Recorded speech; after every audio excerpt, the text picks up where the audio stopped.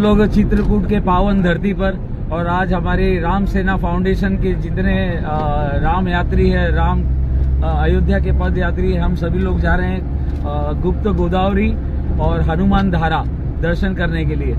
तो आज इस पावन धरती से हम लोग कुछ लोग पहली बार आए हैं चित्रकूट नगरी में, जैसे मैं खुद पहली बार आया हूं। तो ये दर्शन करके हम लोग धन्य हो जाएंगे और शायद हमारा जीवन सफल हो जाए, इसी उम्मीद से। और मैं सूरज को कहूँगा कि आगे का थोड़ा सा व्यू दिखाए कि हम लोग रोड पे किस तरह से जा रहे हैं। ये चित्रकूट शहर का पीछे का रोड है, क्योंकि शहर इस तरफ है राइट साइड में। और चित्रकूट की खास बात यह है कि आधा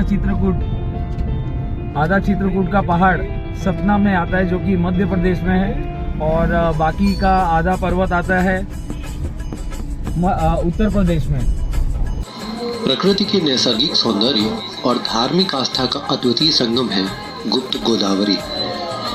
गंगा गुप्त गोदावरी बसत जहां सुर सिद्ध, सेवा प्रेम नाम लेने पर महाराष्ट्र के त्र्यंबकेश्वर का नाम सामने आता है।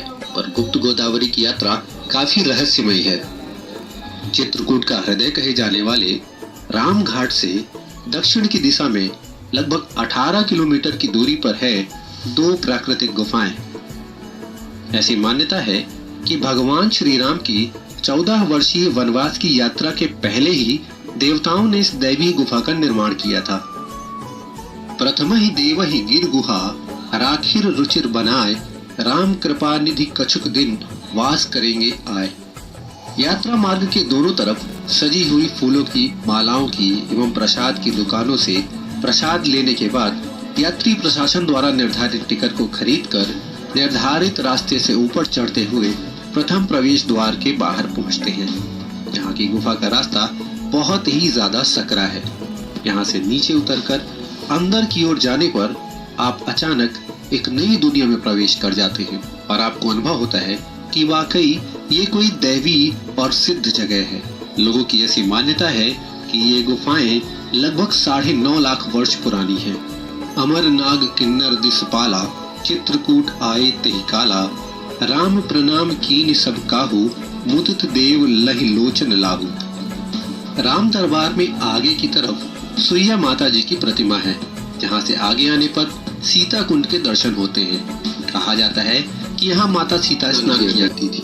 इस कुंड से आगे आने पर धनुष के आकार की एक प्राकृतिक कुंड है, जहाँ से गोदावरी नदी गुप्त रूप से प्रकट होती है।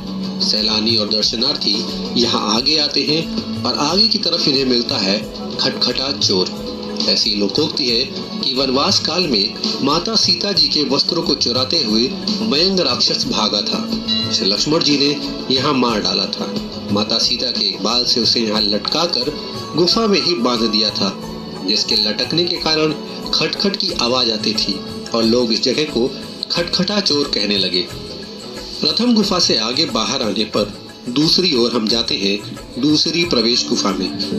कथा कहती है कि श्री राम जी के चित्रकूट आगमन की जानकारी पाकर महर्षि गौतम की पुत्री गोदावरी जी नासिक से गुप्त रूप में भूमिगत मार्ग से होते हुए यहाँ आके प्रकट हुई थी।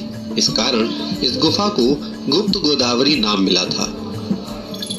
पथरीली चट्टानों की सकरी गुफा में घुटनों तक के पानी में आगे चलते हुए भक्त ईश्वरीय आस्था के साथ व प्राकृतिक नैसर्गिक सौंदर्य का आनंद लेते हुए भगवान का जाप करते जाते हैं। गुफा से बहती हुई साफ स्वच्छ पानी की धारा आपको त्रेता युग के समय की घटनाक्रमों का प्रत्यक्ष साक्षी बना देती है। आश्चर्य और कौतूहल के विचारों से भरे हुए भक्त आगे चलकर गुप्त गोदावरी उद्गम कुंड के पास दर्शन के लिए पहुंचते हैं। 9.5 लाख वर्ष पुरानी इस गुफा से बाहर की ओर आने के लिए एक दूसरे घुमावदार रास्ते से होते हुए बाहर की तरफ आते हैं।